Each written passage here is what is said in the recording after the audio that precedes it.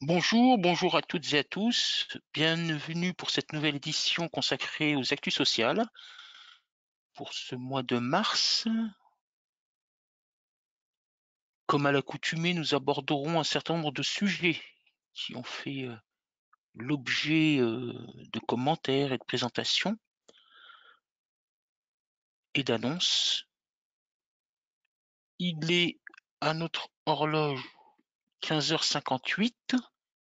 Je vous propose, comme à l'accoutumée, de patienter encore quelques instants pour permettre, et nous en remercions, vous êtes encore nombreux et nombreux à vouloir participer à notre événement mensuel, permettre donc à tout un chacun de pouvoir opérer aux connexions dans les meilleures conditions.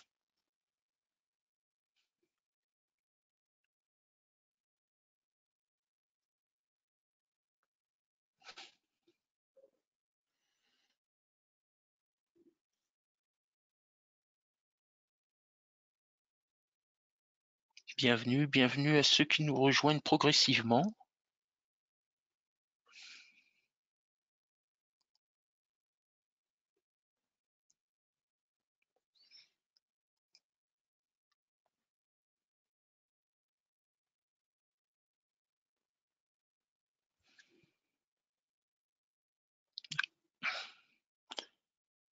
Je vous propose d'aborder le thème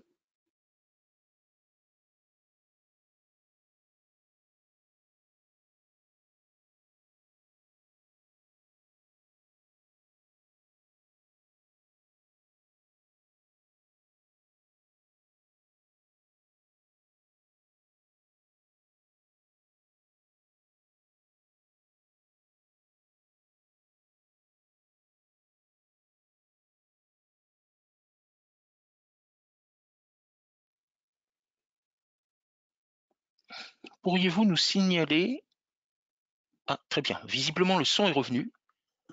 Je remercie mes collègues qui me rassurent sur cet aspect technique de l'échange. Il est 16h, voilà, je vais laisser encore un tout petit peu plus d'une minute pour que l'ensemble des inscrits puissent être présents à cette nouvelle session.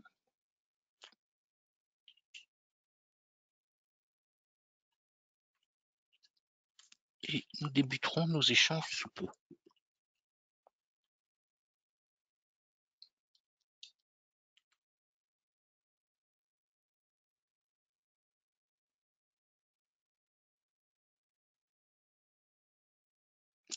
Voilà, bienvenue à chacune et chacun d'entre vous, pour ceux qui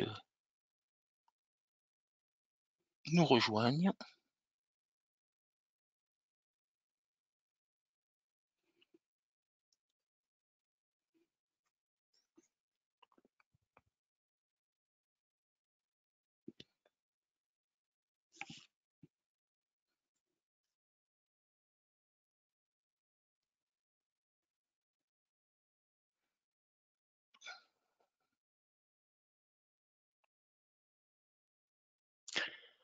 Bien, je pense que nous allons pouvoir débuter cette présentation.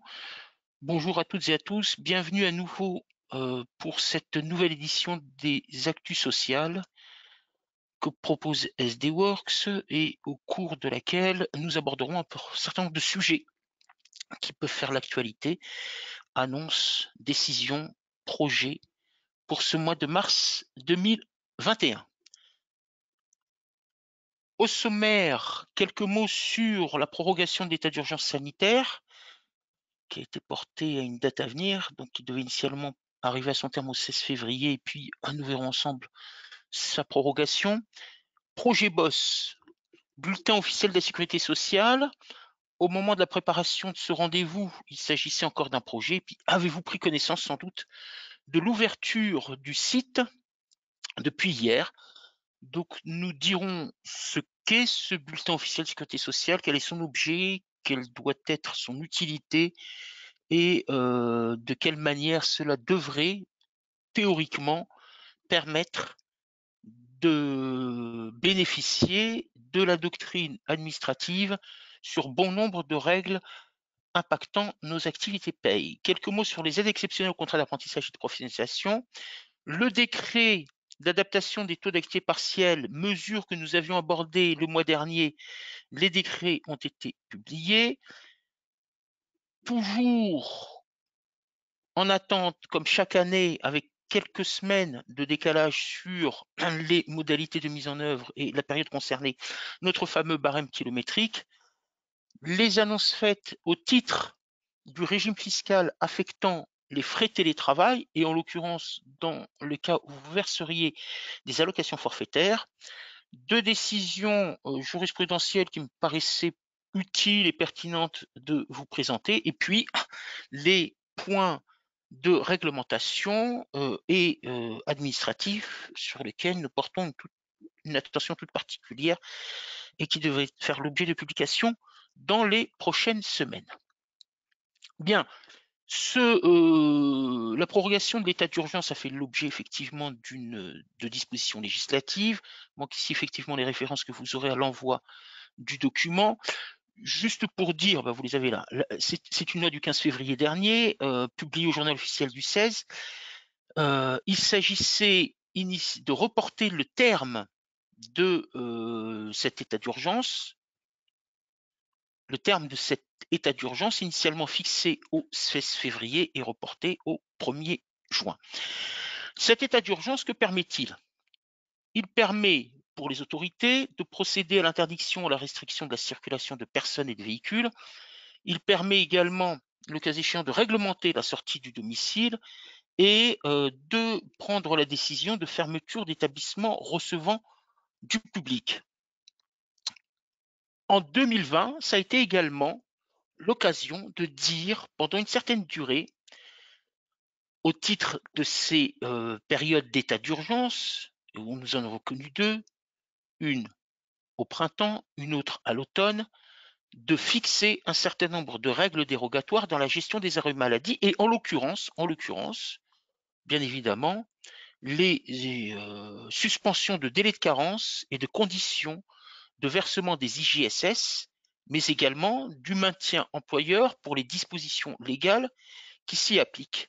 Et tant à la fois sur les délais de carence, notamment pour ce complément employeur, que sur les conditions de ce versement ou de la prise en compte de cette période dérogatoire dans les droits futurs. Bon voilà, report donc du terme au 1er juin du terme de l'état d'urgence, eh bien ça nous laisse en quelque sorte 3 mois, ou un peu moins de 3 mois, encore d'incertitude sur la mise en œuvre de telle ou telle mesure, au-delà bien évidemment des conditions de circulation des personnes et de la contrainte de fermeture de certains établissements, dont certaines de vos activités, pour ce que nous connaissons, bien évidemment, l'éventualité de règles spécifiques relatives aux arrêts maladie. Alors, nous connaissons, en tout état de cause, déjà pour ces arrêts dérogatoires, un certain nombre de situations qui conduisent au versement des IJSS et au complément employeur sans respect du délai carence, sans observation du délai carence, pour des arrêts allant jusqu'au 31 mars et que nous avions abordé lors de la précédente session. Je ne pense pas que ce point-là appelle un certain nombre de questions, donc je vous propose d'en venir au point phare de l'actualité du mois et ce projet de BOSS, Bulletin officiel de la sécurité sociale, qui nous avait été présenté il y a maintenant un peu moins de 15 jours en tant qu'acteur de la paye, et puis qui a fait l'objet d'ouverture du site depuis hier. Alors, quelle en est la finalité? Nous connaissons au titre des règles fiscales une doctrine administrative qui est portée par le Bulletin officiel des finances publiques, notre fameux BOFIP, auquel nous nous référons assez régulièrement lorsqu'il s'agit de connaître de la fiscalité salariée ou employeur des sommes versées ou d'autres prélèvements, je pense notamment à la taxe d'apprentissage. La volonté ici de l'administration, c'est de conférer au boss un équivalent du BOFIP, pour les questions relevant de la sécurité sociale. Pour cela, on crée ce site BOSS comme étant centralisateur de la doctrine administrative pour toutes les questions relatives effectivement au financement de la sécurité sociale lorsqu'elles sont faites par le biais de cotisations et de contributions. Et en tout état de cause, ce site-là, dans les informations qu'il va recueillir, dont il sera constitué, eh bien, se substituera aux anciennes instructions et circulaires. Alors, je vous avoue que c'est un avantage lorsque l'on est amené à pratiquer la réglementation de la paie, c'est un avantage que je dois reconnaître de ne plus avoir à aller constamment jongler et rechercher un certain nombre d'instructions et circulaires sur telle ou telle règle de cotisation et de contribution sociale. La centralisation permettra une recherche plus aisée, plus rapide, et à la première consultation du site qui a été ouvert, on note la volonté effectivement de simplifier la lecture de la doctrine administrative et de la recherche de ce qu'elle en est. Par la même occasion, à compter du 1er avril prochain, les éléments de doctrine administrative portés par le BOSS deviendront opposables. Alors, opposables, bien évidemment, sous réserve d'évolutions réglementaires, législatives et jurisprudentielles. À tout le monde, bien évidemment, la même doctrine ne pourra pas se voir appliquée ou retenue lorsque telle ou telle disposition de nature législative ou réglementaire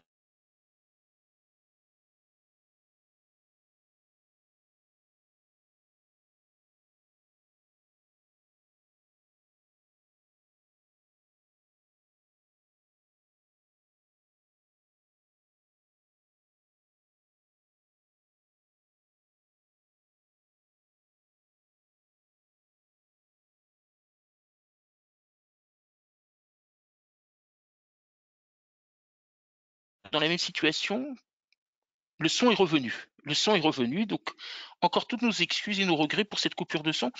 J'évoquais l'opposabilité de la doctrine administrative inscrite dans le bulletin officiel de la sécurité sociale, et vous disais-je bien évidemment que celle-ci demeure, le caractère d'opposabilité est conservé sous réserve de quelconque évolution de nature législative réglementaire sous tel ou tel aspect impactant les cotisations, les règles de cotisation et de contribution sociale, et qu'il appartiendra à l'administration de faire évoluer sa propre doctrine, bien évidemment, à l'occasion de réformes législatives, réglementaires, voire même d'évolutions jurisprudentielles. La question de l'opposabilité, de son mécanisme d'opposabilité à compter du 1er avril a été clairement posée à l'administration. Cela doit faire l'objet de manière plus explicite d'un arrêté à venir, précisant les modalités d'opposabilité. À quel stade? Pourquoi le 1er avril? S'agira-t-il des procédures en cours de contrôle? Est-ce que cela affectera uniquement les procédures présentées devant le juge, donc en cours de contestation judiciaire? Quelles seront les procédures? Qu'en sera-t-il des procédures présentées devant la commission de recours amiable?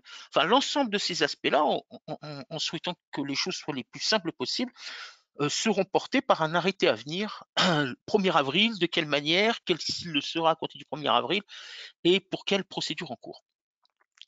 Le BOSS sera mis à jour par la direction de la sécurité sociale et par le réseau des URSSAF, avec une traçabilité datée des différentes modifications, ce qui nous permettra bien évidemment de connaître à chaque fois la périodicité et la période concernée par telle ou telle évolution doctrinale, et de la replacer en cas de contentieux à venir, la replacer dans le temps, puisque, comme vous le savez, hein, les contrôles s'opérant sur les 3 derniers exercices civils antérieurs, eh bien, sur 36 mois, on peut être amené à connaître, bien évidemment, quelques évolutions de ce que nous dit, de ce qu'interprète l'administration des règles en question. Donc, les replacer dans leur contexte de l'époque et de confirmer, bien évidemment, l'application rigoureusement conforme à la loi de ce qui a pu être fait en paye au regard, bien évidemment, de cette doctrine évolutive.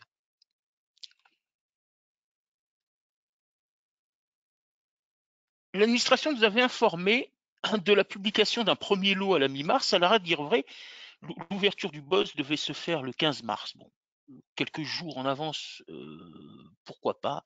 Ça nous permettra bien évidemment progressivement de nous familiariser avec ce nouveau mode de communication et d'information d'un dossier administratif.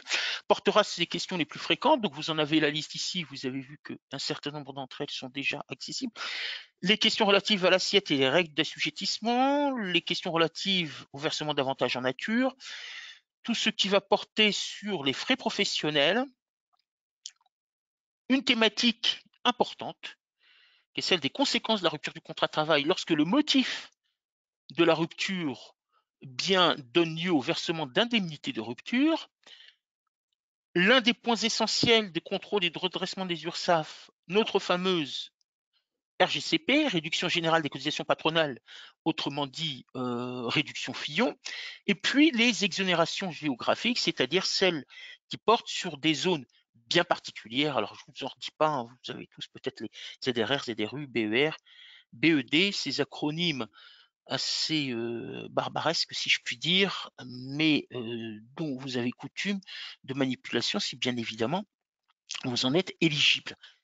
L'opposabilité, vous disais-je à l'instant, et sera admise à compter du 1er avril. Et le deuxième lot de thématiques portées par le bulletin officiel de la sécurité sociale se fera courant 2021 sans qu'aucune date ne nous soit communiquée à ce jour et donc aucune possibilité de vous donner un calendrier précis à ce sujet-là.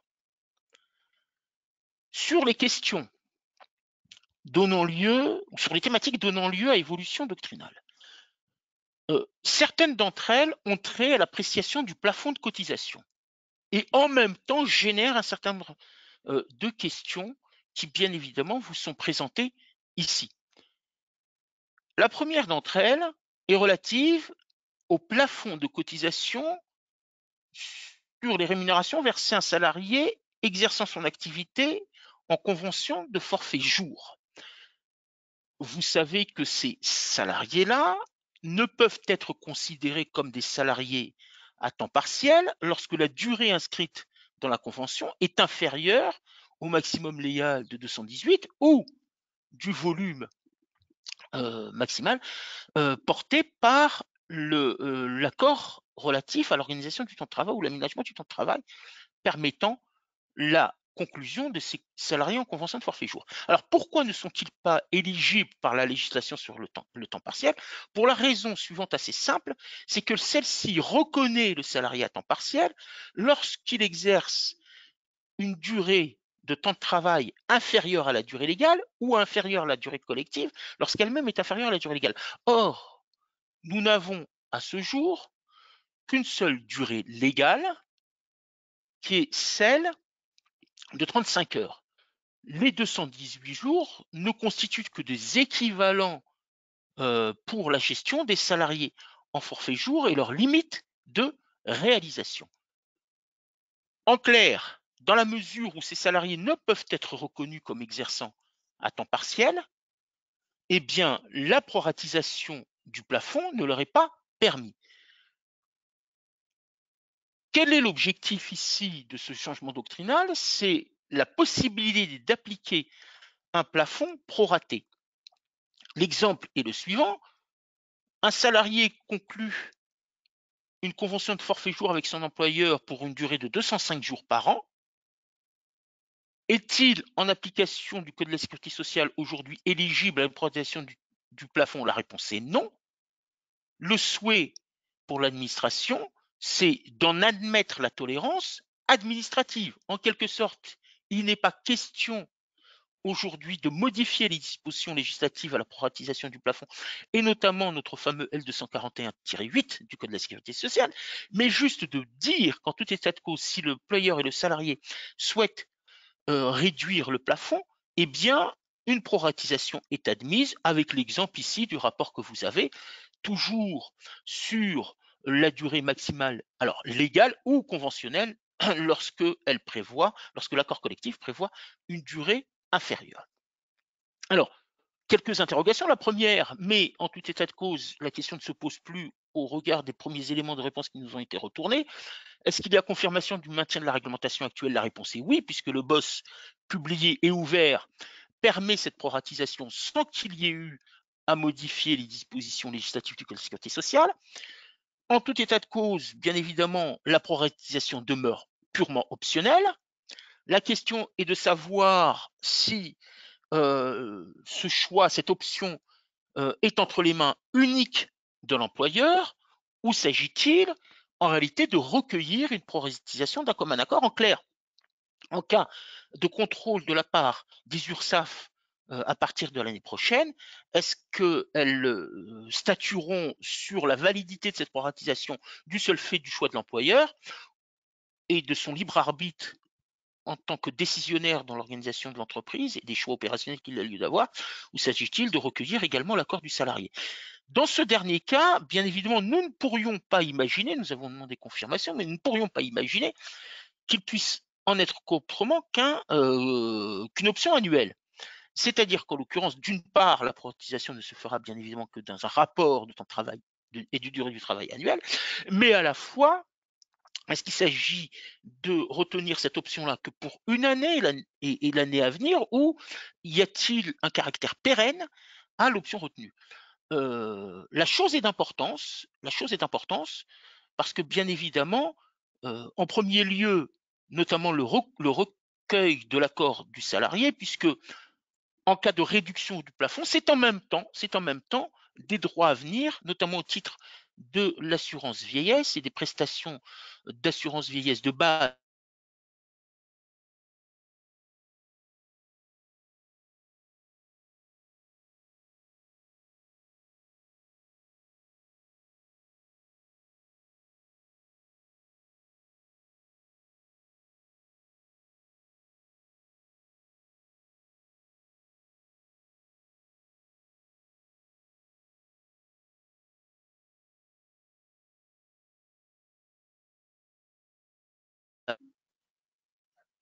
Ça revient, très bien. Veuillez encore nous excuser pour cet petit incident d'ordre technique, en espérant qu'il ne se renouvelle pas. Je crains que malheureusement les options qui nous sont offertes ne nous permettent pas de le réaliser dans de bonnes conditions. Donc je vais poursuivre en tout état de cause de propos. Je vous disais donc qu'il s'agissait ici d'une option que nous offre l'administration par tolérance, qui est celle de la réduction du plafond de cotisation pour les salariés exerçant leur activité sous convention de forfait en jour, et que, à notre sens, cette option doit être réalisée sous réserve de recueil de l'accord du salarié, parce que bien évidemment, toute réduction de plafond suppose qu'à terme, il s'agit également de la réduction des droits à venir, notamment en termes de prestations de pension vieillesse pour le régime de base.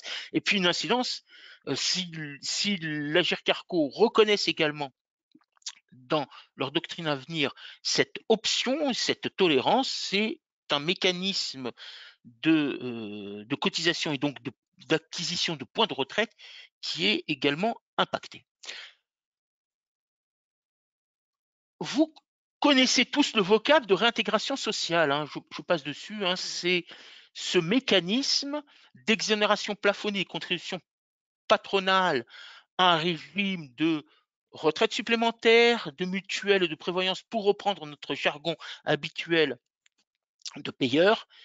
Un plafond est déterminé en tenant compte à la fois du niveau de rémunération du salarié et du niveau de plafond. Le plafond utilisé à ce jour est le plafond du salarié. Donc, bien évidemment, si le temps partiel, il est réduit. S'il est entré en cours d'année, il est réduit. Si le contrat de travail a été suspendu en cours d'année sans versement de rémunération, il est également réduit. Ce qu'offre dans sa doctrine l'administration, c'est la prise en compte d'un plafond annuel brut, un plafond sans proratisation, c'est-à-dire la valeur du plafond annuel tel qu'il est prévu par les textes qui le posent et avec publication au journal officiel, sans réduction.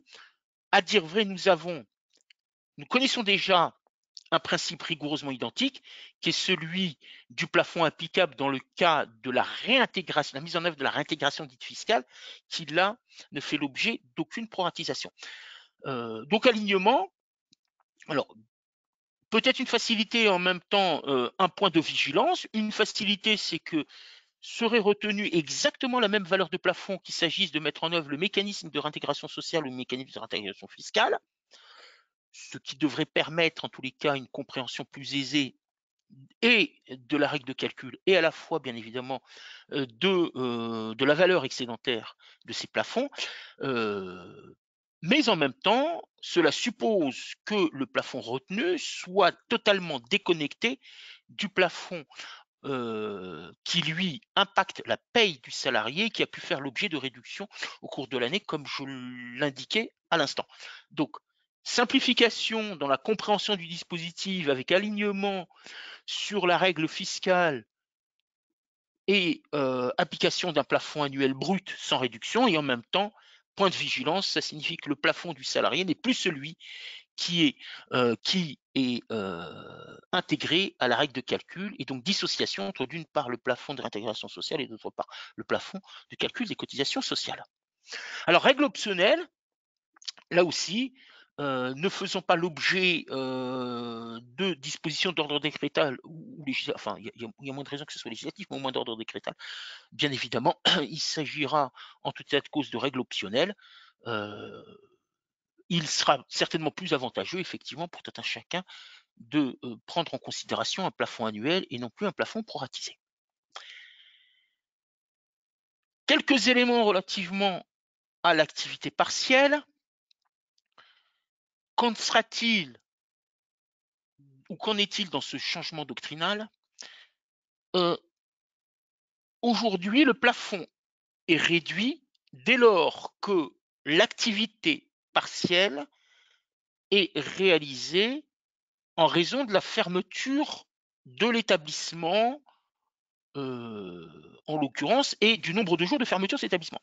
Ce qui, en soi, est totalement conforme aux dispositions réglementaires régissant le plafond, l'appréciation du plafond, dans la mesure où toute journée non rémunérée et totalement non rémunérée donne lieu à la réduction du plafond.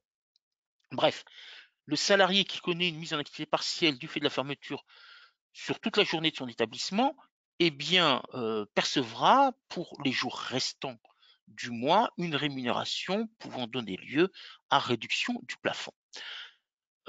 Lorsqu'il y a une réduction horaire relative à la mise en activité partielle, c'est-à-dire le fait que le salarié ne soit pas amené à travailler quelques heures par jour, dans le cadre de la réduction d'activité de l'entreprise, l'employeur décide d'une activité réduite sur la journée de ses collaborateurs et collaboratrices.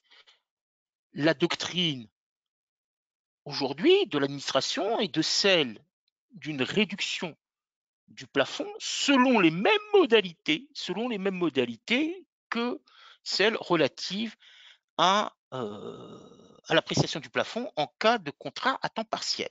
Et donc c'est un rapport d'heures entre, d'une part, le nombre d'heures travaillées par le salarié au cours de la journée ou des journées ayant donné une réduction horaire et le nombre d'heures prévues à son contrat. Alors, c'est un point de divergence que nous avons, nous, quelques éditeurs de paie sur le sujet, mais je n'entrerai pas ici dans le débat réglementaire et technique en la matière. En même temps, l'administration confirme que lorsque l'employeur verse un complément donnant lieu, compte tenu du franchissement des plafonds d'exonération, donnant lieu à un assujettissement aux cotisations sociales pour la part qu'il a maintenue, il n'y a pas lieu de procéder à une proratisation du plafond, ce qui est assez compréhensible. Prenons le cas d'une journée de 7 heures. Vous avez l'indemnité légale et l'employeur, de son propre chef par décision unilatérale ou en application de dispositions conventionnelles, verse un complément. Ce complément-là donne lieu à versement de cotisation. Qui dit versement de cotisation dit plafond de cotisation, bien évidemment, pour celles qui sont plafonnées, en l'occurrence, Et dans la mesure où sur la journée considérée, il y a eu versement de rémunération soumise à cotisation, eh bien, il n'y aura pas de proratisation du plafond et on retiendra bien évidemment le plafond dans sa globalité. L'un des points de difficulté ici adressé à l'administration qui nous a assuré d'une réponse prochaine, c'est l'appréciation du plafond sur une même période de paye, lorsque tant à la fois le salarié connaît une mise en activité partielle par fermeture de l'établissement sur toute une journée, accompagné les jours suivants d'une réduction horaire. Comment puis-je conjuguer tant à la fois la réduction du plafond du fait de l'absence d'une rémunération soumise à cotisation sur une journée dans sa globalité et à la fois le prorata du plafond selon les règles afférentes au mécanisme de temps partiel, au contrat de travail à temps partiel, du fait de la réduction horaire. Voilà, quelques difficultés en tous les cas d'appréciation du plafond sur une période de paye lorsque ces deux situations se présentent au sein de l'entreprise. À l'administration de nous dire avec exactitude les modalités de réduction du plafond et comment le dégager de manière aussi simple que possible, à la fois pour être en conformité avec les règles applicables et la doctrine administrative, puis comme nous leur indiquerons à chaque fois qu'une évolution technique de cette nature voit le jour, faciliter les modalités de contrôle. Voilà pour cette première partie. Les autres questions relatives toujours aux cotisations et voire même au plafond, en tous les cas,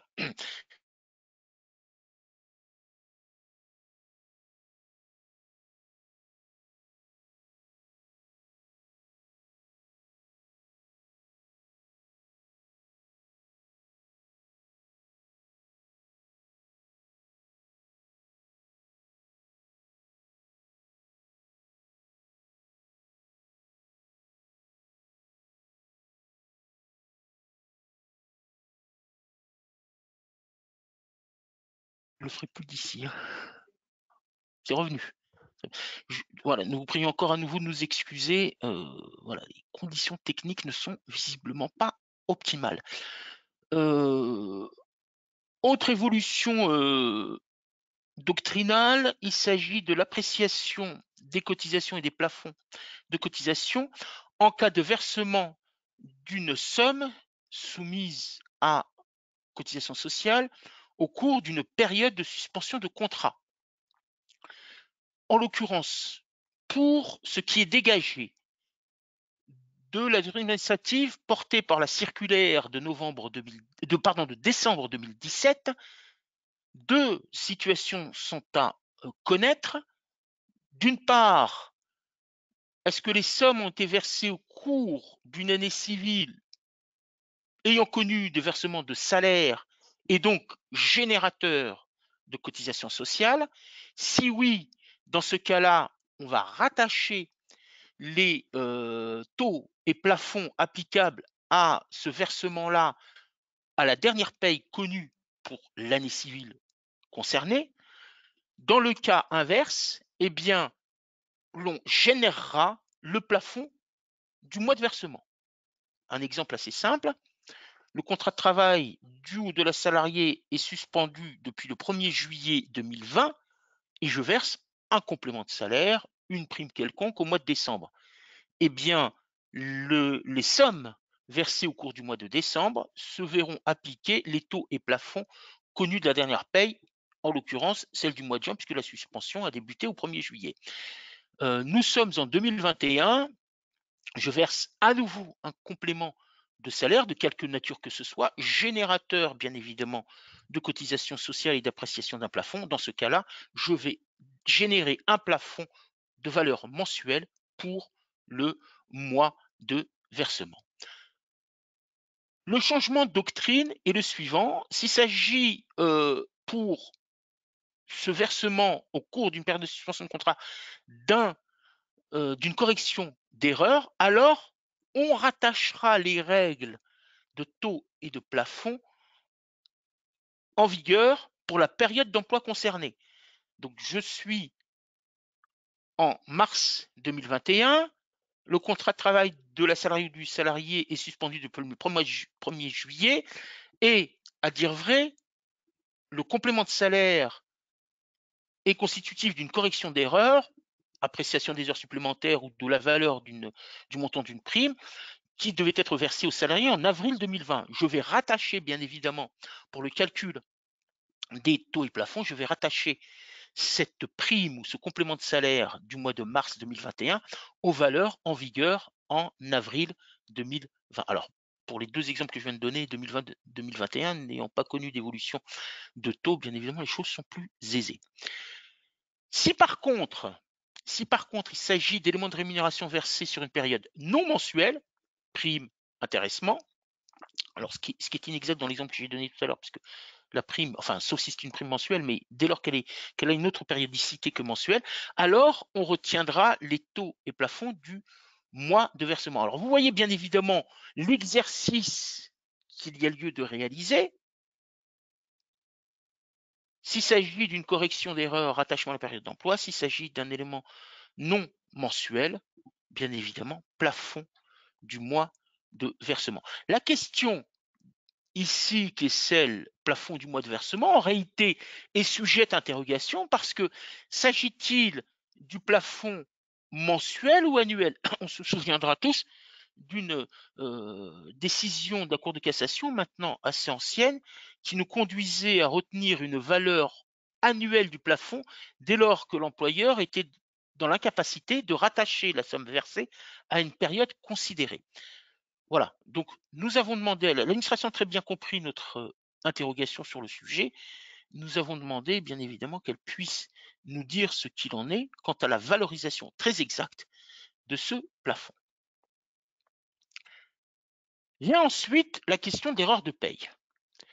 La question d'erreur de paye est celle, pour la réponse que j'ai donnée, celle actuelle, qui est celle que j'ai donnée et délivrée par la circulaire interministérielle de décembre 2017, c'est-à-dire qu'il y a lieu de rechercher, en l'occurrence, si on a un rattachement particulier, s'il y a réédition dans ce cas-là d'un bulletin de paye, et donc dans ce cas-là, on rattache à la période d'emploi considérée, et dans le cas contraire, on appliquera les taux et plafonds du mois de versement.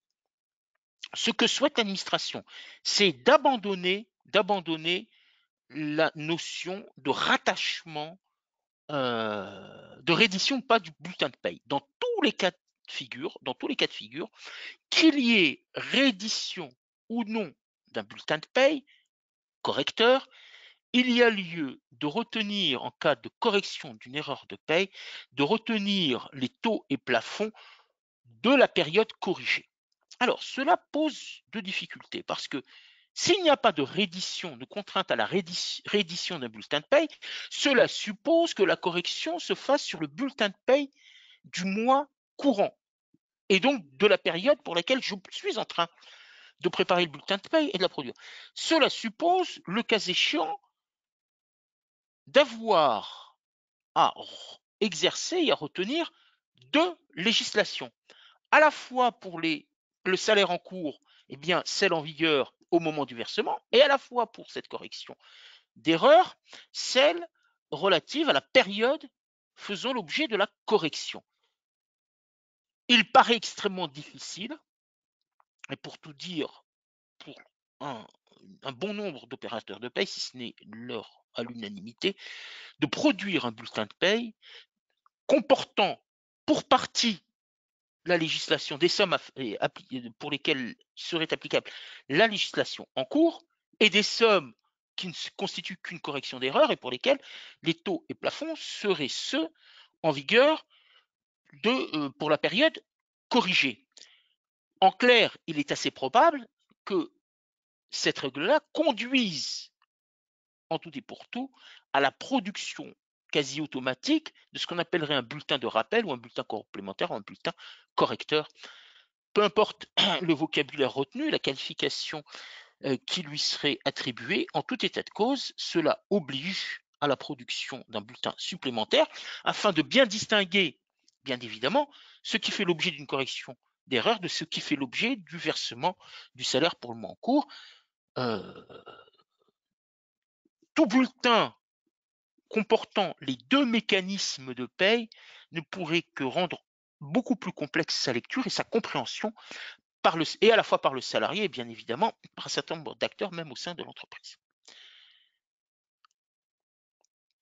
Voilà, en pratique, il est assez probable qu'en réalité, même si cette condition de production d'un bulletin de paye de correction n'est plus exigée, que cela fasse l'objet en réalité de la production d'un bulletin de paye correcteur.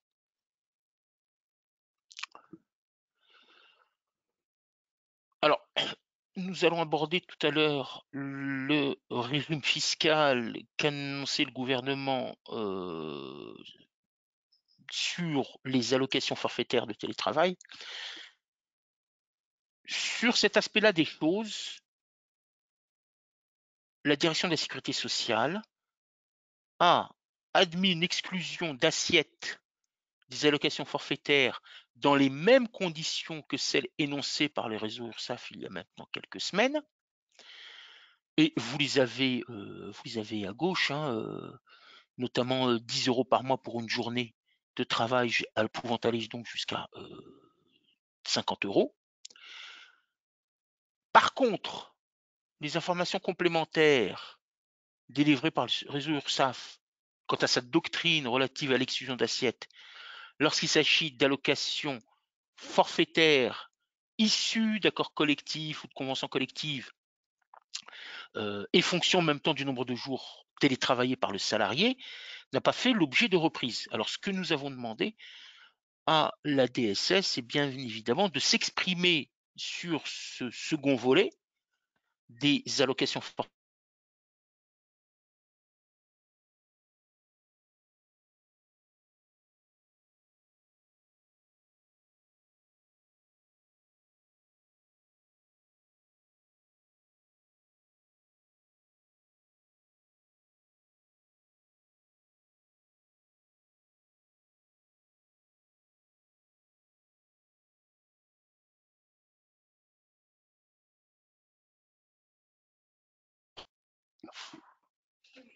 Très bien.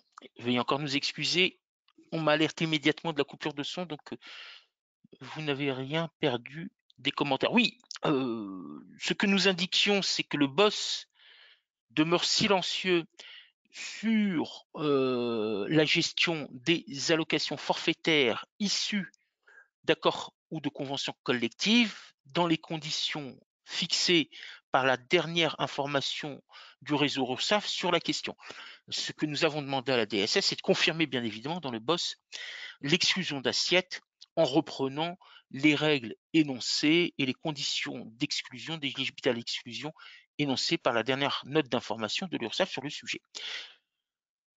Les déductions forfaitaires spécifiques dont peuvent bénéficier certains salariés à raison des professions concernées. Alors, vous les connaissez, je ne vous donne pas la liste, hein, les journalistes, les VRP, les pilotes de ligne, les pigistes et bien d'autres. Hein.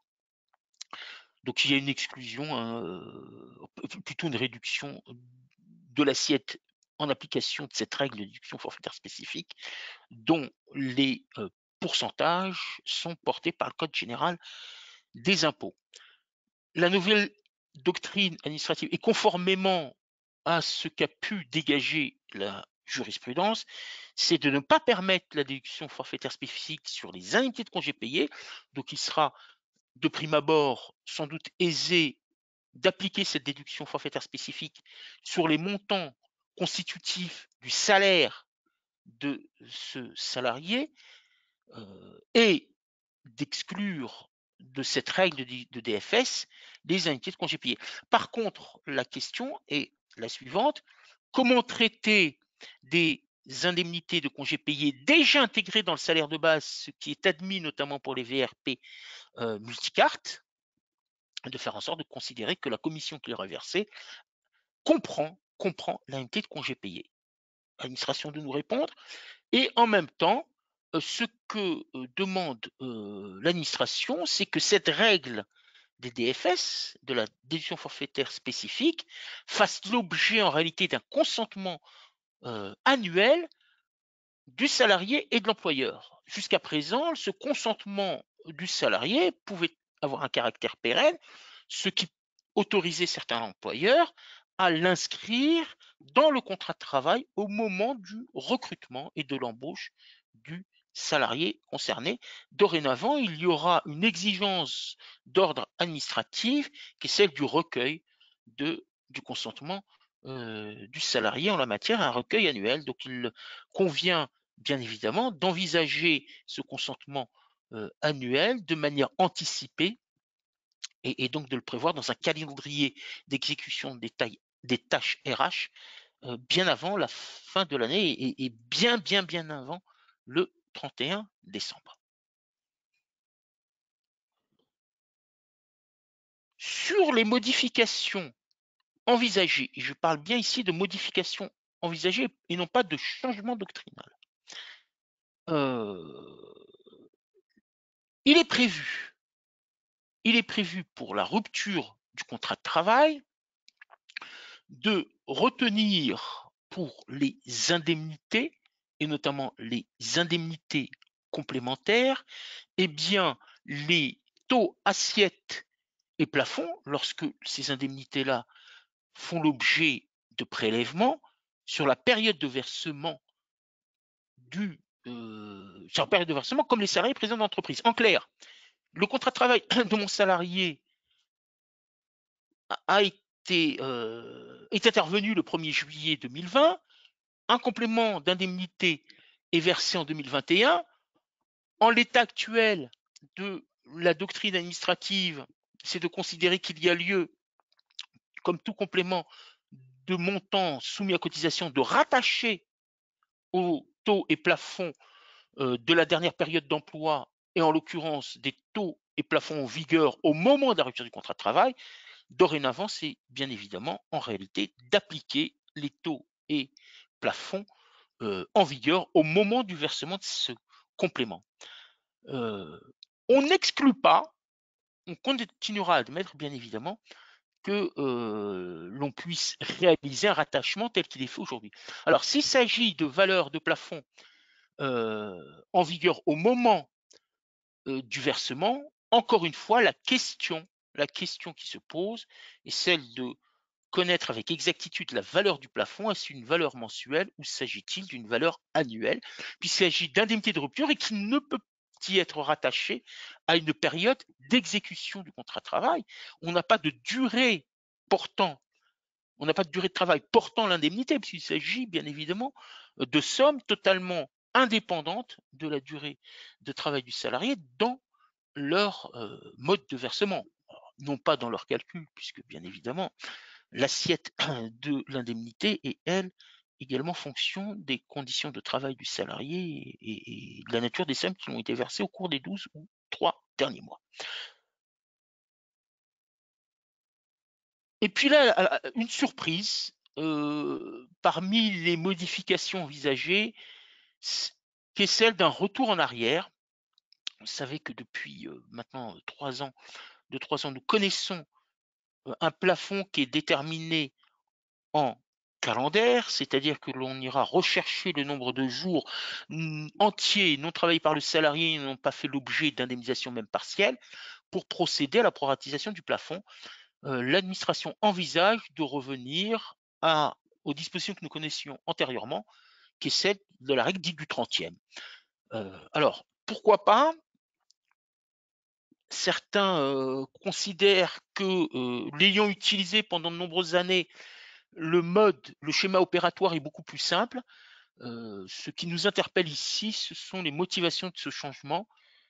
Pour quelles raisons l'administration est amenée à envisager ce revirement, si je puis dire, réglementaire? Pour l'instant, aucune indication de cette nature nous a été délivrée. Voilà. Alors c'est envisagé, ce n'est pas quelque chose définitivement arrêté. En tout état de cause, ce qui a été indiqué et dit à nos interlocuteurs de la direction de la sécurité sociale, c'est que toute modification opératoire, et notamment des valeurs plafond, par exemple, plafond, ne pourrait être apprécié que sur une année civile pleine, afin de ne pas connaître sur une même période annuelle, tant à la fois un plafond plein, je pense notamment aux salariés en convention de forfait jour, un plafond plein pendant quelques mois et un plafond proraté pour l'autre partie de l'année. Et même si l'administration demeure silencieuse sur le sujet, il est assez peu probable que nous acheminions, dans la mesure où il s'agit d'une mesure optionnelle, nous acheminions vers la possibilité de connaître deux modes opératoires d'appréciation du plafond au cours d'une même année civile. C'est quelque chose d'assez exclu sur lequel les éditeurs de paye sont unanimes sur le sujet. Nous n'avons pas volonté ni vocation à complexifier bien évidemment les règles de paye ou leur mise en œuvre et de rendre moins compréhensible l'ensemble des résultats de paye. Donc, bien évidemment, confirmation, nous attendons l'administration que ces changements doctrinaux ou changements à venir, si le cas échéant cela devait se faire, puissent entrer en vigueur au 1er janvier d'une année. Bien, voilà ce que je voulais vous dire sur le sujet, sur cette partie, ce point fort de l'actualité sociale et du sommaire. Catherine, des questions?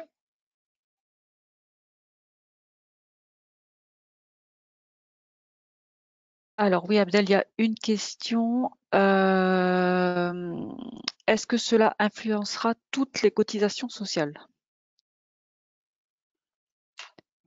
Alors, est-ce que ça influencera toutes les cotisations sociales? Oui, toutes celles, alors, plusieurs choses. Toutes celles, bien évidemment, afférentes au plafond, toutes les règles de plafond seront impactées. Toutes les cotisations sociales, plusieurs sujets. Toutes celles qui ont un alignement réglementaire et législatif sur l'assiette de cotisation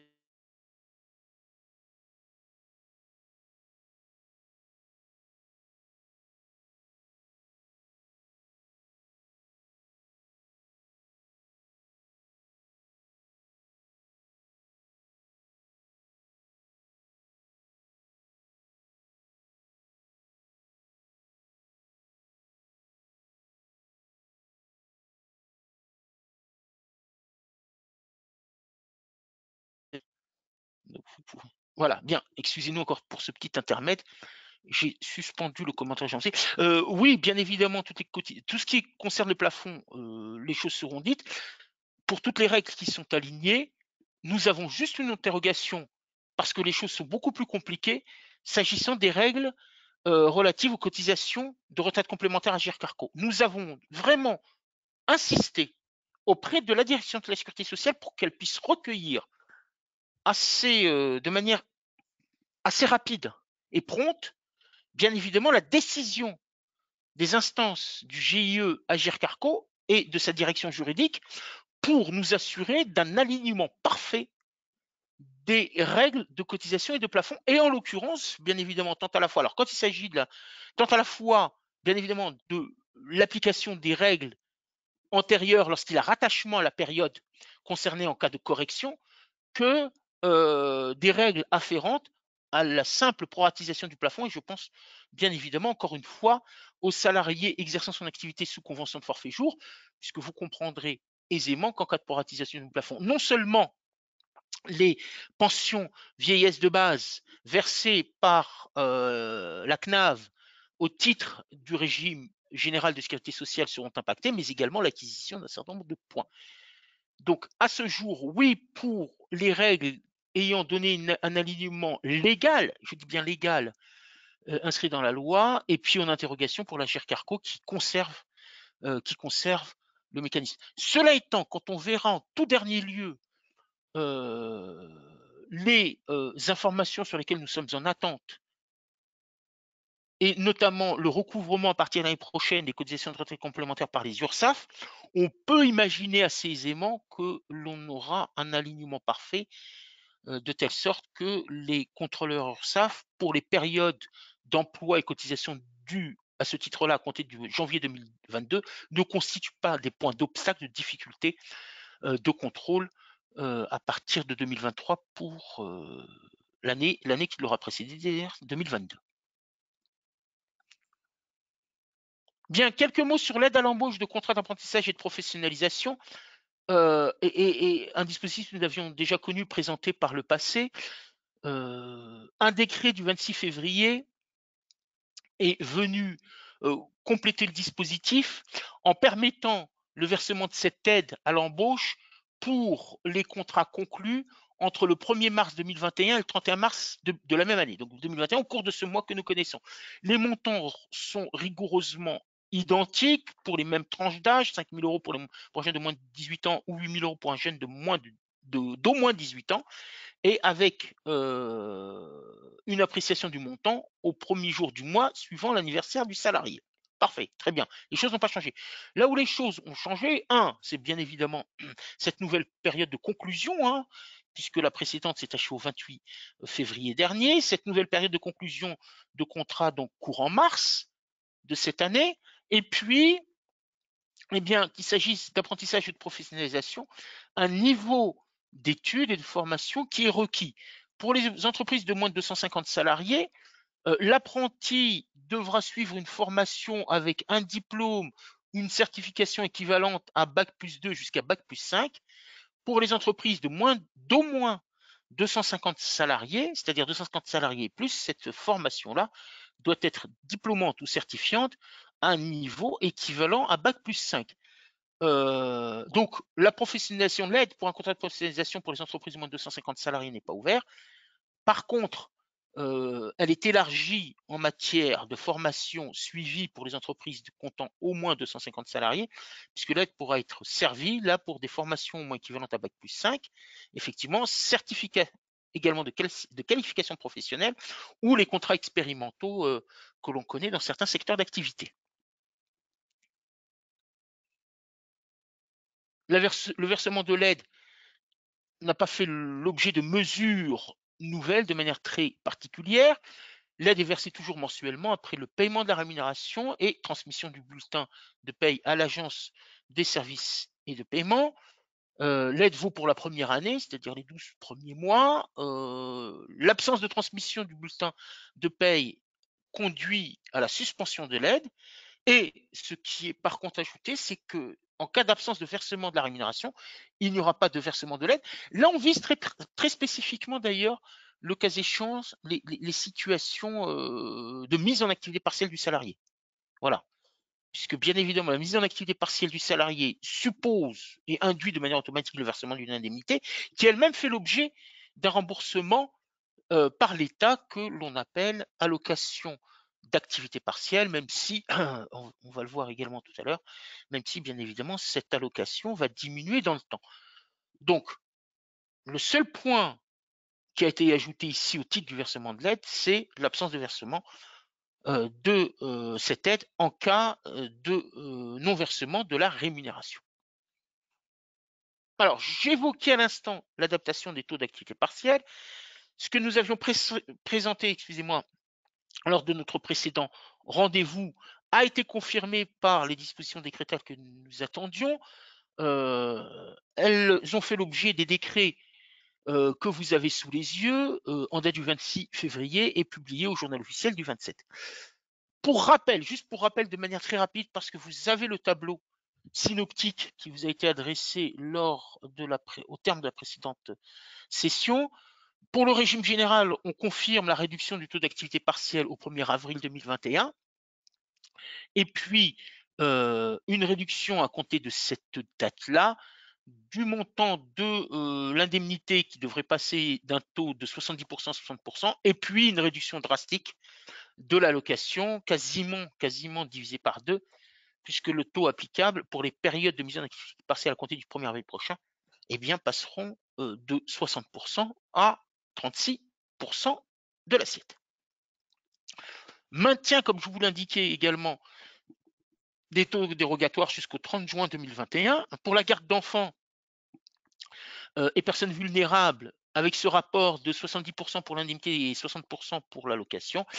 Et pour un certain nombre de secteurs d'activité très particulièrement touchés par cette crise sanitaire du fait de la décision de fermeture administrative totale ou partielle, de restrictions sanitaires spécifiques, et puis les zones de stations de ski également, puisqu'il y aura une équivalence selon les taux actuels, entre d'une part le taux d'indemnité et le taux d'allocation, d'une valeur pour chacun d'entre eux de 70%.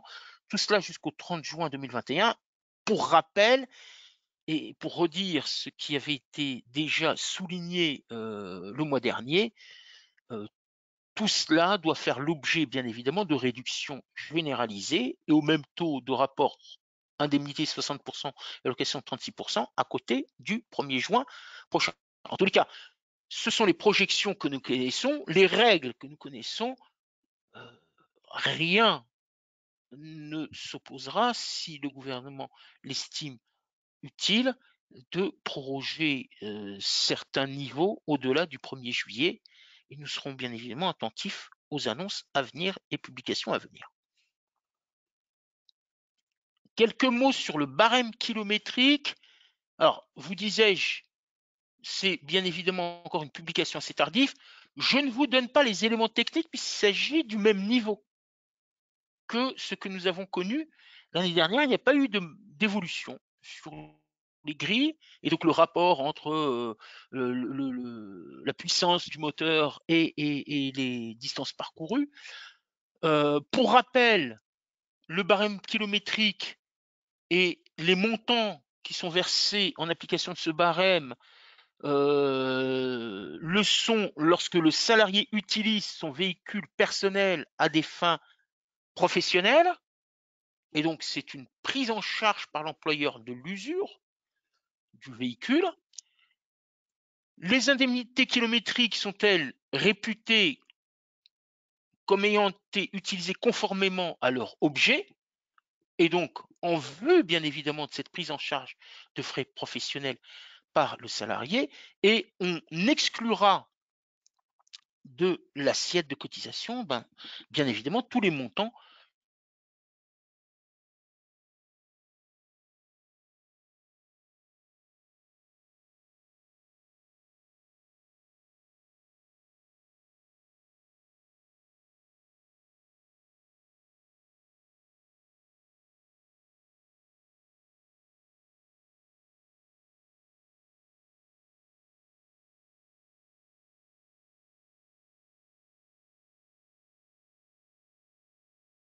si je sais pas de soucis. Non, on n'en a pas rencontré. Bien, merci.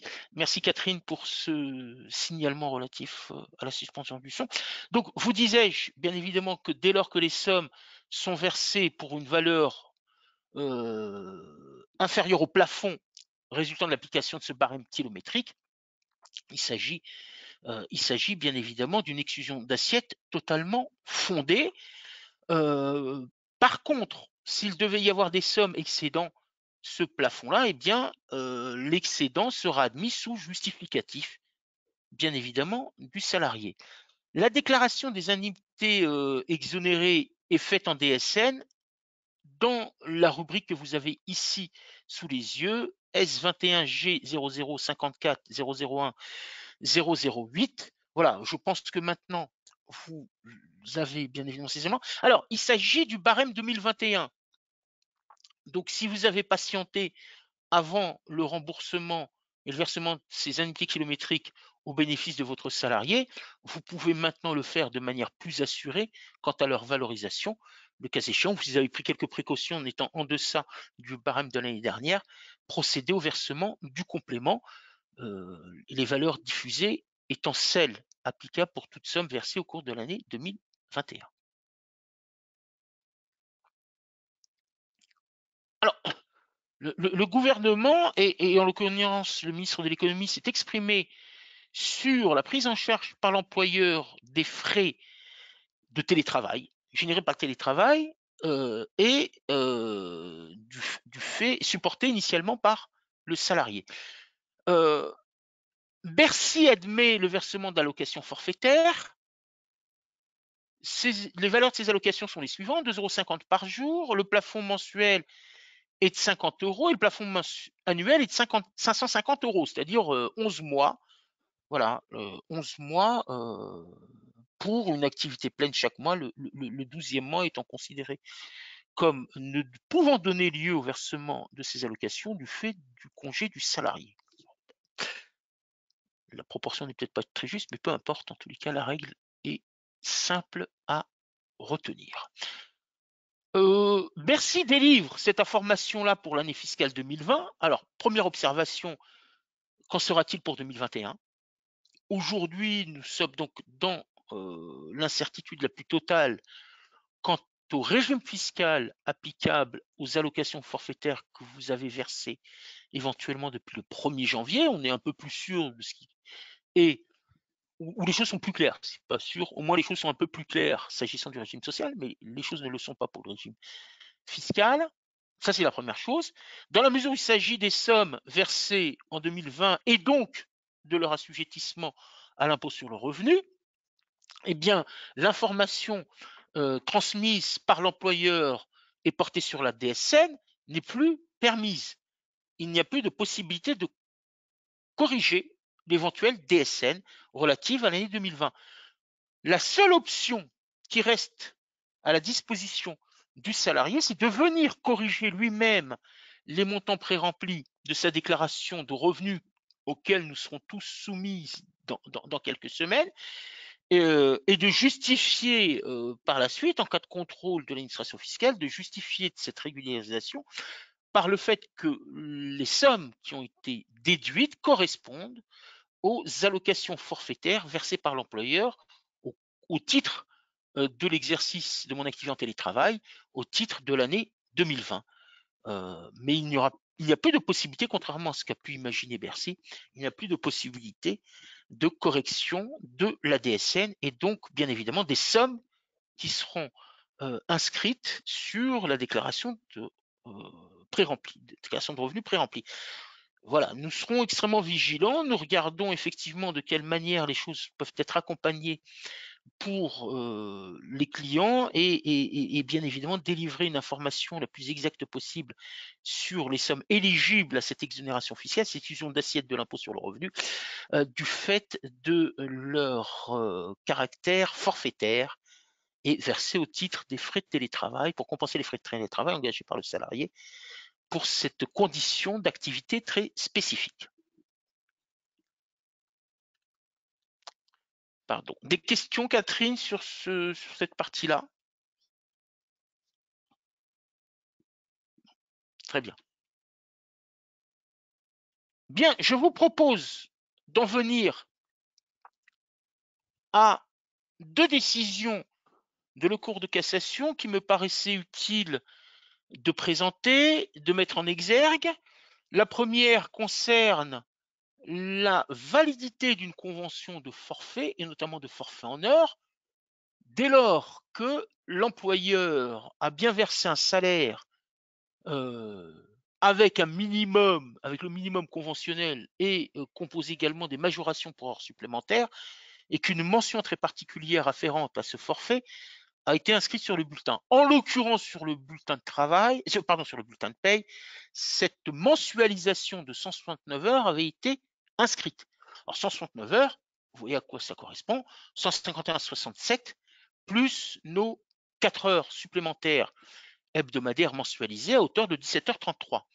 La rémunération est effectivement versée, était effectivement au moins égale à la rémunération minimale applicable dans l'entreprise, augmentée des majorations pour heures supplémentaires, et même certainement bien au-delà, de telle sorte que pour l'employeur, le fait d'avoir clairement mentionné le nombre d'heures mensualisées versées au titre du salaire et à la fois d'avoir respecté ce minimum de rémunération permettait en soi de valider la convention de forfait en heures.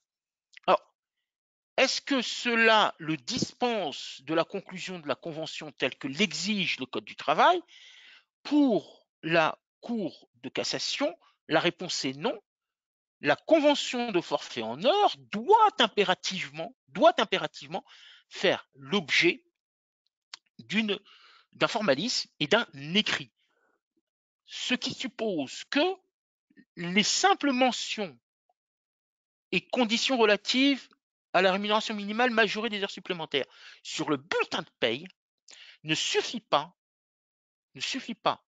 non pas faire la preuve de l'existence d'une convention, parce qu'elle existe, mais à tout le moins de la rendre valide. De la rendre valide, parce que l'ensemble des sommes doivent être bien évidemment versées aux salariés. En l'occurrence, absence de force de validation du bulletin de paye, une condition sine qua non, impérative, la valeur probante du bulletin de paye de la validité de cette convention de forfait tombe, et en tout état de cause, le seul fait de l'avoir mentionné sur le bulletin de paye ne rend pas valable cette convention. Donc plusieurs choses. La première, lorsqu'on souhaite établir une convention de forfait en heures, un écrit impératif. Un écrit impératif. Deux, préciser bien évidemment le volume de ce forfait sur une base hebdomadaire, mensuelle ou annuelle. 3, s'assurer que la rémunération versée aux salariés soit au minimum celle qui doit l'être dans l'entreprise, et comprenant bien évidemment la majoration pour heures supplémentaires. À titre personnel, bien que ne l'exigeant pas, je veux dire de la loi, puisqu'elle permet, le Code du travail permet bien évidemment de délivrer un bulletin de paye avec ce volume global de forfaitisation, en l'occurrence dans l'exemple que nous avons ici, d'heures supplémentaires hebdomadaires mensualisées, je vous rappelle, 151h67, oui, plus 17h33.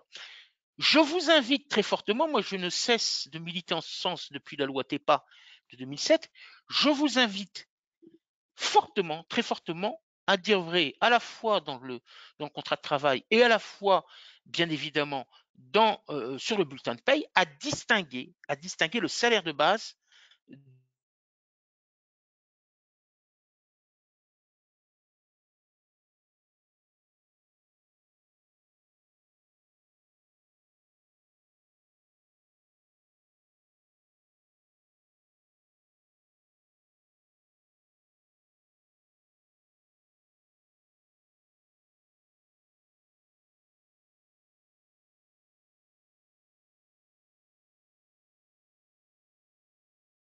Ça va s'entendre quand je parle, c'est ça? Donc, bien, voilà, nos excuses à nous pour cette suspension de son. Donc, vous disais-je, une orientation personnelle, hein, que j'ai exprimée, et notamment que je ne cesse de soutenir depuis la loi TEPA de 2007, c'est la distinction, alors que le Code du travail ne l'exige pas, encore les pratiques de clauses afférentes à ces forfaits dans les contrats de travail ne le traduisent pas de manière pratique.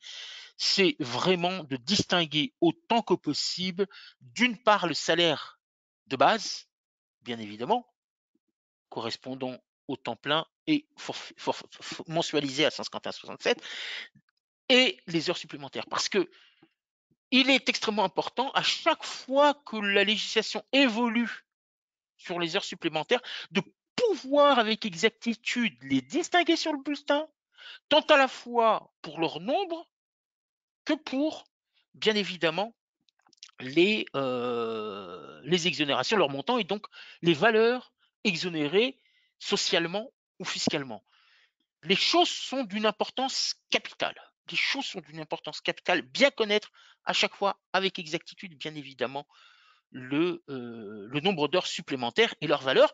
Je dirais que ça facilite également, parce que bien évidemment, les rubriques alimentées et implémentées dans le système d'information utiles au calcul de la réduction générale des cotisations patronales, la fameuse RGCP, tenant compte des heures supplémentaires forfaitisées, eh bien, facilite grandement à la fois ces opérations d'exonération sociale et fiscale, et à la fois, bien évidemment, toutes les opérations de réduction de cotisations pour lesquelles les heures supplémentaires jouent un rôle déterminant. Donc voilà, vous n'avez pas effectivement de contraintes juridiques en la matière. Par contre, facilitons grandement les opérations de paye lorsqu'il s'agit de mettre en œuvre des forfaits heures, et en l'occurrence lorsqu'ils sont mensuels. font l'objet de mensualisation. Le second point a trait à la transaction et la dénonciation de la clause de non-concurrence. Alors, une clause de non-concurrence va permettre de limiter l'activité professionnelle du salarié qui va quitter l'entreprise. En l'occurrence, la clause de non-concurrence inscrite dans un contrat de travail ou dans un avenant, le cas échéant, si elle est produite postérieurement à la conclusion du contrat initial, du contrat principal, et bien évidemment, va permettre de limiter l'activité professionnelle du salarié de telle sorte qu'il ne vienne pas faire concurrence à son employeur ou l'employeur qui vient quitter, dans le cadre d'une définition des activités professionnelles qu'il ne doit pas réaliser, un espace géographique et dans le temps. La clause de non-concurrence suppose le versement impératif d'une contrepartie financière, qui ne soit pas dérisoire non plus, bien évidemment, mais elle suppose.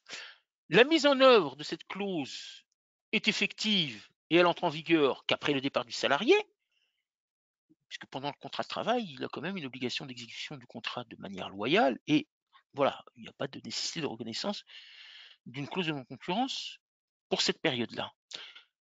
Et l'employeur peut bien évidemment y renoncer et libérer le salarié de cette contrainte en termes d'activité professionnelle dans les conditions fixées par le contrat ou l'avenant et relative à la gestion de cette clause de non-concurrence. Alors, la question était de savoir quels pourraient être les effets d'une transaction sur une clause de non-concurrence. En clair, j'ai signé une transaction avec mon salarié.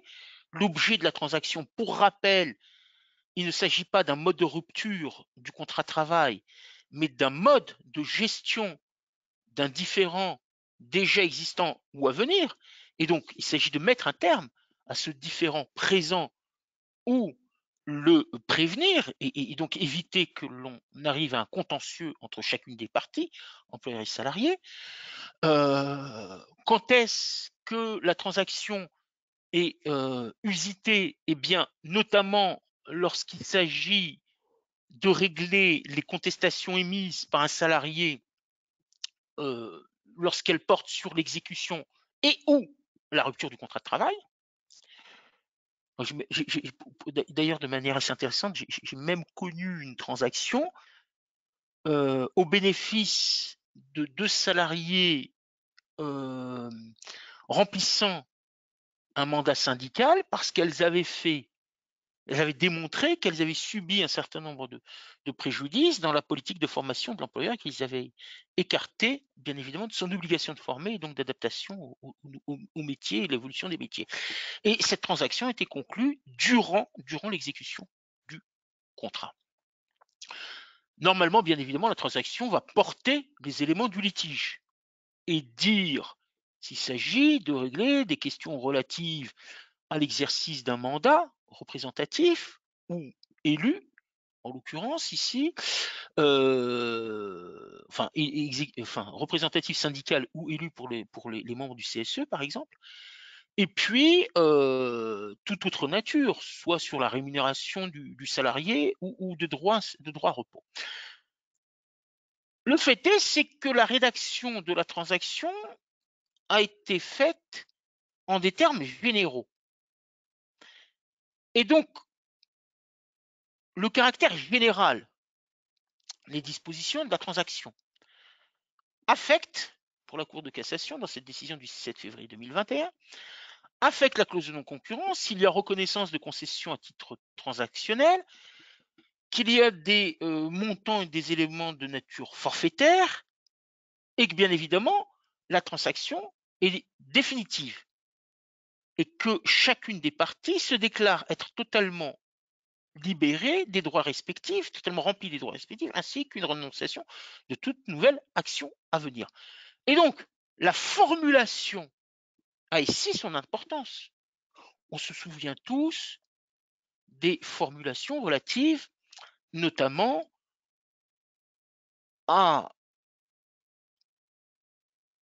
au fait qu'on puisse régler un différend né d'un licenciement pour faute grave et de l'incidence en matière d'indemnité de préavis. Bon, les choses ont été réglées par la Cour de cassation. contrairement à la doctrine, en l'occurrence, puisqu'on parlait tout à l'heure de doctrine de la sécurité sociale, contrairement à la doctrine de sécurité sociale d'antan. Ici, les clauses et leur rédaction jouent un rôle déterminant. Soit d'une part, on vise très expressément les éléments du litige et du déférent. Et dans ce cas-là, on examinera l'éventuel effet sur la clause de non-concurrence si elle n'est pas reprise. Soit nous avons une rédaction très générale et la lecture qu'en font les juges, alors pas la Cour d'appel, mais qu'en a fait la Cour de cassation. La Cour d'appel avait une position différente, donc il y a une cassation et donc un renvoi. On étudiera de près l'arrêt à venir de la Cour d'appel qui sera à nouveau saisie de l'affaire. Mais la rédaction en des termes généraux permettent de considérer que l'employeur et le salarié sont libérés de la clause de non-concurrence. En l'occurrence, dans cette affaire-là, la salariée réclamait une indemnité de non-concurrence d'un peu plus de 39 000 euros. C'est en l'occurrence, en réalité, ici un revirement de la position de la Cour de cassation, puisque jusqu'à présent, elle exigeait expressément que la transaction puisse viser la clause de non-concurrence. Alors c'est un peu délicat à apprécier parce que, en clair, cette transaction, qui constitue une convention en soi, une convention par laquelle les parties règlent un différend né ou préviennent un différend à naître, très schématiquement pour le 2044 du Code civil, eh bien, cette transaction, cette convention-là, suffit en elle-même et à la fois à régler ou à prévenir un différend à naître, et même dégager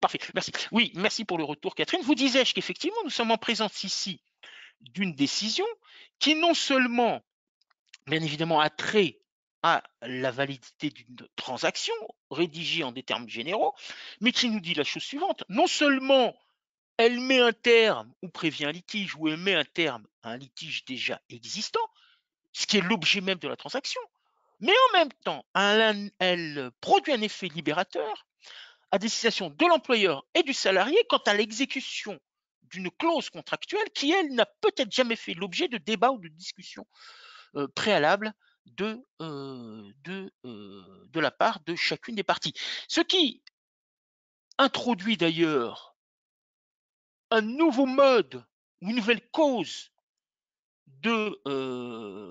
d'atténuation, en tous les cas de fin de portée de la clause de non-concurrence, puisque nous avions la renonciation initiale, et donc la clause dans ses effets est éteinte du fait de cette renonciation par l'employeur, mais en même temps, elle est éteinte du seul fait d'une transaction qui a pu être initiée alors qu'il n'y avait strictement aucun différend sur ce sujet-là entre l'employeur et le salarié. Et vous voyez que les choses sont assez complexes. Donc, ça signifie que si le salarié, à terme, souhaite maintenir cette clause de non-concurrence et de facto bénéficier du versement de la contrepartie financière, eh bien, il lui appartiendra également d'être extrêmement vigilant dans les termes de la transaction et de souligner explicitement que cette transaction n'aura aucun effet sur la clause de non-concurrence, ce qui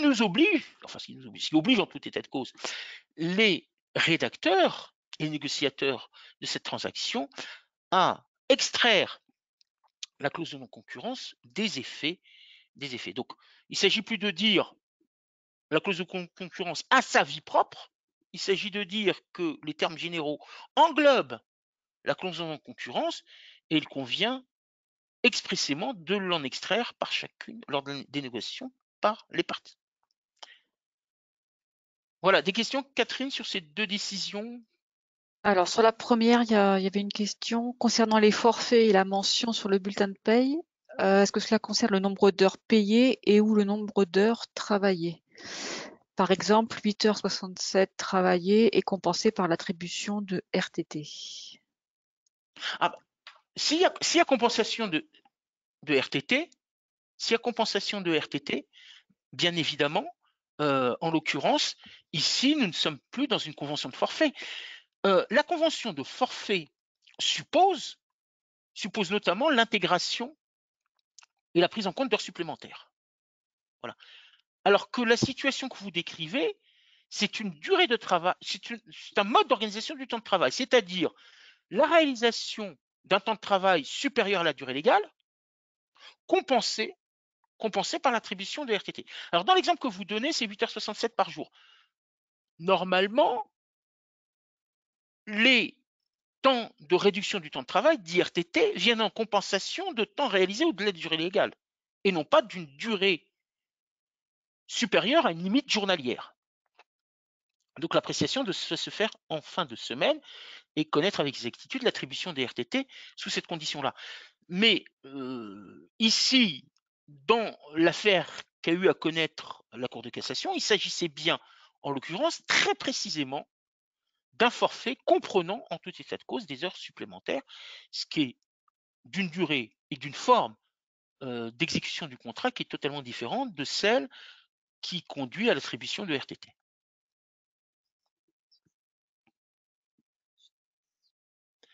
Bien, Catherine me signale qu'il n'y a pas d'autres questions, donc pour en terminer, je vous fais part des éléments que nous sommes amenés à suivre. Le gouvernement a annoncé un dispositif d'exonération et d'aide au paiement des charges sociales pour les TPE-PME pour la période courant portant sur janvier-février 2021. Vous savez que nous avons connu l'année dernière, notamment pour des entreprises de moins de 250 salariés de certains nombres de secteurs d'activité, deux périodes ouvrant droit au dispositif d'exonération d'aide au paiement, février à avril ou février à mai selon l'effectif, puis nous en avons connu une du mois de septembre jusqu'au mois de décembre, sous certaines conditions, hein, puisque ça pouvait s'arrêter bien évidemment au mois de novembre, voire débuter le cas échéant au mois d'octobre. Pas prorogation, puisque c'est une reprise du dispositif dont il conviendra d'en examiner avec très précision les conditions d'éligibilité, cette fois-ci pour une période d'emploi courant sur janvier et février. Nous attendons avec précision l'ordonnance relative au transfert de recouvrement au profit de l'URSSAF. Je vous en donne quelques points en dessous. Bien évidemment, pour notre part, puisque maintenant le temps nous est compté, l'arrêté de mise en œuvre de l'opposabilité de la doctrine administrative et notamment de la doctrine inscrite dans le BOS, le bulletin officiel de sécurité sociale. Et nous travaillons ardemment. Il y aura d'autres sujets sur lesquels nous reviendrons d'ici même avant la fin du trimestre prochain. Mais en tout état de cause, changement essentiel à compter de l'année prochaine. Et pour toutes les périodes d'emploi qui débuteront au 1er janvier 2022, eh bien, les contributions formation professionnelle, taxes d'apprentissage et les cotisations de retraite complémentaires seront recouvrées par les URSSAF, ce qui suppose bien évidemment, d'une part, une modification de la périodicité de versement de ces contributions et cotisations, puisque cela deviendra de manière automatique mensuelle, et des informations que nous attendons, en tous les cas de confirmation, des modalités déclaratives qui demeurent assises sur une période annuelle s'agissant de la formation professionnelle et de l'accès à l'apprentissage pour l'année 2021 et bien évidemment la régularisation qui sera effectuée, que devront réaliser les entreprises au cours du début de l'année 2022. Voilà, 4 sujets essentiels qui nous donneront l'occasion, bien évidemment, si toutes les informations sont délivrées à ce moment-là, d'un exposé lors de prochains rendez-vous. Catherine, je suppose qu'il n'y a plus d'autres questions. Je vous remercie donc pleinement de votre participation à cette session du mois de mars, vous disant bien évidemment bonne continuation dans vos activités et puis au plaisir de vous retrouver à une prochaine échéance. Prochainement, nous vous communiquerons des dates fixées par avance pour le prochain trimestre, avril, mai et juin, de telle sorte que les choses puissent être inscrites dans vos calendriers respectifs en amont et de manière assez avancée et de vous permettre de vous libérer bien évidemment à la date indiquée. Voilà, je vous remercie. Merci bien, bonne continuation. Et je vous dis à un prochain rendez-vous. Merci, au revoir.